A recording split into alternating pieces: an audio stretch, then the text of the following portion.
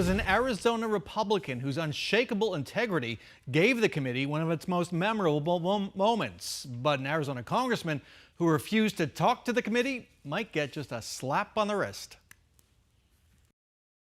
Rusty Bauer's testimony riveted the nation. You are asking me to do something against my oath, and I will not break my oath. The Arizona Republican House Speaker told the January 6th committee last spring how he rebuffed Donald Trump's attempts to overturn the presidential election. The committee has now referred Trump to the U.S. Department of Justice for possible criminal prosecution. This is pretty clear that it's a total witch hunt. It's always been a witch hunt. Republican Congressman Andy Biggs of Gilbert also faces possible penalties from fellow members of Congress. A trail of evidence that's been made public connects Biggs to attempts to overturn Joe Biden's victory. But Biggs refused to respond to a January 6th committee subpoena for questions about his activities. The committee referred Biggs to the House Ethics Committee. The three-term congressman shrugged it off in a tweet. Quote, "This Hollywood-backed committee continues to waste resources and taxpayer money to produce the most biased congressional investigation in this nation's history. In a matter of days, they will be irrelevant, if they weren't already."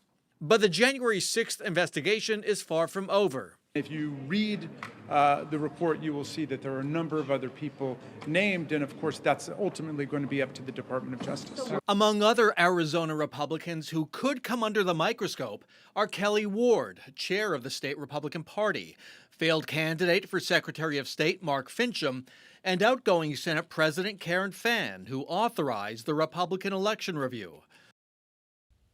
The January 6th committee's full report is expected to be released to the public on Wednesday.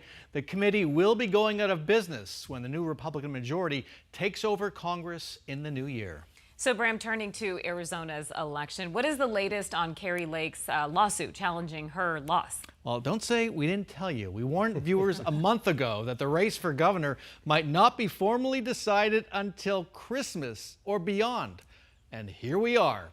Lawyers for Governor-elect Katie Hobbs and Maricopa County were in court Monday asking Judge Peter Thompson to throw out Lake's challenge to her defeat on November 8th. Hobbs won the election for governor by 17,000 votes. Lake's lawyer claimed without evidence that there were tens of thousands of illegal votes. Lawyers defending the election responded that Lake's only goal was to create confusion surrounding the election results. You shouldn't bring a contest unless you have evidence that there's something wrong, and it's got to be, misconduct or an error in the count, something like that. It can't just be wild theories like we've been listening to for the last 2.5 years.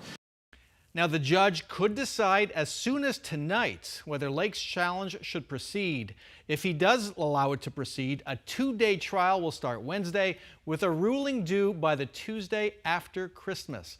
And let's not forget about Republican Abe Hamed's challenge to Democrat Chris Mays in the Attorney General's race. Mays won by just 510 votes. Another judge will decide in the next day or so whether to dismiss Hamed's challenge. That one could also go past Christmas. Amazing that all of this is happening here. Again. Again. And the Lake case in particular just feels like a replay of 2020. We're hearing a lot of the same things again from her attorney. Yeah. All right, Bram, thank you.